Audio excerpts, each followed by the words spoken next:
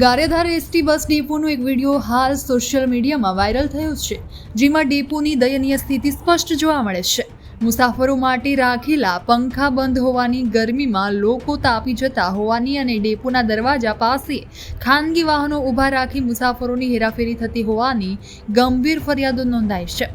Video એક જાગૃત નાગરિક દ્વારા પોસ્ટ કરાયા બાદ તરત જ પંખાઓ ચાલુ થઈ ગયા હતા, જે ખોટી તરફ ઇશારો કરે છે. ડેપોમાં ગંદકી અને મચ્છરોના ઉપદ્રવને કારણે મુસાફરોમાં અસંતોષનો માહોલ છે. સૌથી ગંભીર બાબત એ છે કે એસટી કર્મચારીઓ મુસાફરોને યોગ્ય રીતે માહિતી પણ આપતા નથી, જેને લઈને અનેક પ્રશ્નો ઊભા થાય છે. હવે મોટો પ્રશ્ન એ છે કે શું તંત્ર આવા બેદરકાર અધિકારીઓ વિરુદ્ધ કાર્યવાહી કરશે કે પછી મુસાફરોની હેરાનગતિ આવી જ યથાવત રહેશે? તમે એ પૂછપરછ કરો દાદા, એ હાટું અમને સરકાર અહીં નથી બેહાડ્યા, બરોબર?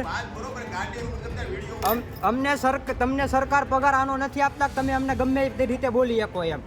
તમે સીધા જવાબ આપી શકો, તમારે સીધા જવાબ દાદા દેવાય, તમારે પ્રેમથી અમારી યારે વાત કરાય, બરોબર? તમે અમારા પગારથી આયા બેહો છો, તમને આ જે જનતા પગાર આપે છે ને એના ટેક્સથી તમે આયા બેહો છો દાદા, બરોબર? પગાર સરકાર તમને ચૂકવે છે શેનો?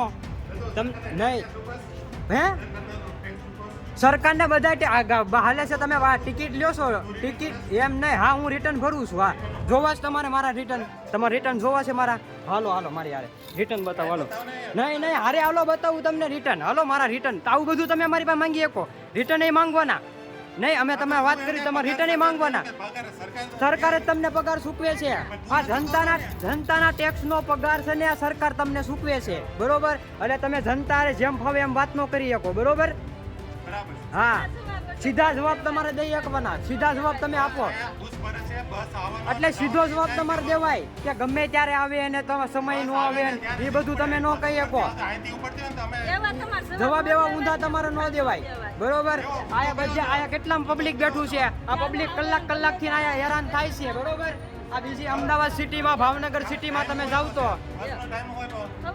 9:15 નો આપ્યો તમે, તો તમે જે ટાઈમ આપો એની બદલા વાગ્યા કેટલા ઘડિયાળમાં જોવો તો 9:15 નો કીધો, 9:15 નો કીધો.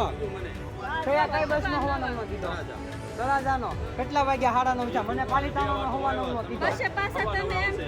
પછી જેમ ફાવે એમ કયો કે તમારે ઘરનું વાહન લઈને આવવાનું. એટલે એમ નહીં, અમારે અમને યોગ્ય લાગે એમાં એ વાહનમાં અમે જાવી શકીએ. આ બધા પાસે ઘરના વાહન હોય તો બધા ઘરના વાહન લઈને ન જાય. એટલે સીધા જવાબ દઈ દેવાના, ગમે એને મનમાની ન હાલે.